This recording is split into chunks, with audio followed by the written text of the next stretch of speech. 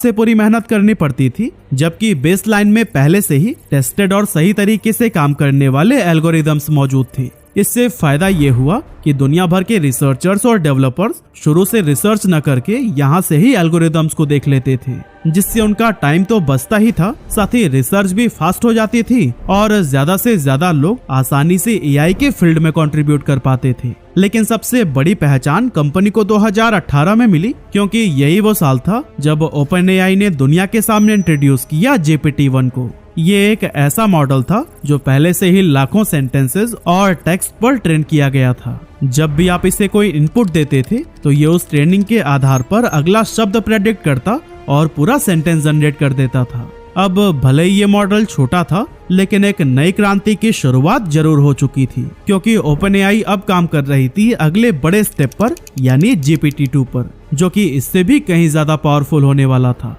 लेकिन ठीक इसी बीच एक ऐसा झटका लगा जिसने कंपनी की नींव हिलाकर रख दी। एक्चुअली 20 फरवरी 2018 को एलॉन मस्क ने ओपनएआई से एग्जिट ले ली। उन्होंने अपने जाने का रीजन बताया टेस्ला का अपना ऑटोनॉमस ड्राइविंग प्रोग्राम। मतलब कि टेस्ला और ओपनएआई दोनों ही एआई रिसर्च कर रहे थे और मस्क को लगा कि ये सीधी टक्कर वाली सिचुएशन है। यहाँ सबसे बड़ा कॉन्फ्लिक्ट ये था कि दुनिया के टॉप एआई इंजीनियर्स टेस्ला में काम करेंगे या फिर ओपनएआई में। लेकिन दोस्तों, यहाँ एक कहानी का दूसरा पहलू भी है।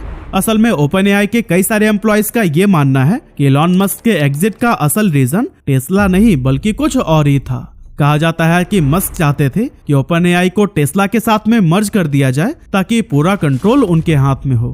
लेकिन बाकी फाउंडर्स का विजन तो बिल्कुल अलग था। उनका मानना था कि ओपनएआई को हमेशा इंडिपेंडेंट रहना चाहिए ताकि उस पर किसी भी कॉर्पोरेट का दबाव ना हो। बस यही बात क्लैश का सबसे बड़ा कारण बनी और आखिरकार एलन मस्क ने कंपनी को छोड़ दिया। लेकिन दोस्तों, उनके जाने के बाद सबसे बड़ी प्रॉब्लम सामने आई फंडिंग की। शुरुआत में मस्क ने वादा किया था कि वो ओपनएआई में $1 बिलियन की फंडिंग प्रोवाइड करेंगे, लेकिन रियलिटी ये थी कि उन्होंने सिर्फ $45 मिलियन का इन्वेस्टमेंट किया और अब उनके जाने के बाद बाकी अमाउंट मिलने की भी उम्मीद नहीं थी। ऐसे में ओपनएआई के सामने सबसे बड़ा सवाल था कि अब आगे क्या करें। इसी प्रॉब्लम से ही बाहर निकलने के लिए 2019 में ओपनएआई अपने स्ट्रक्चर में बदलाव लाया और इस नॉन प्रॉफिट कंपनी को फंडिंग की कमी देखते हुए कैप्ड प्रॉफिट मॉडल में बदल दिया गया। इसका मतलब ये था कि ओपनएआई अभी भी रिसर्च ओरिएंटेड ही रही, लेकिन इन्वेस्टर्स को अट्रैक्ट करने के लिए उन्होंने एक ऐसा ऑप्शन रखा कि ठीक है, आप पैसा लगाइए, हम आपको प्रॉफिट देंगे,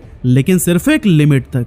इसका मतलब कैप्ड प्रॉफिट मॉडल में कोई भी इन्वेस्टर अमीर तो बन सकता था, लेकिन अनलिमिटेड पैसे नहीं कमा सकता था, क्योंकि कंपनी का अल्टीमेट गोल प्रॉफिट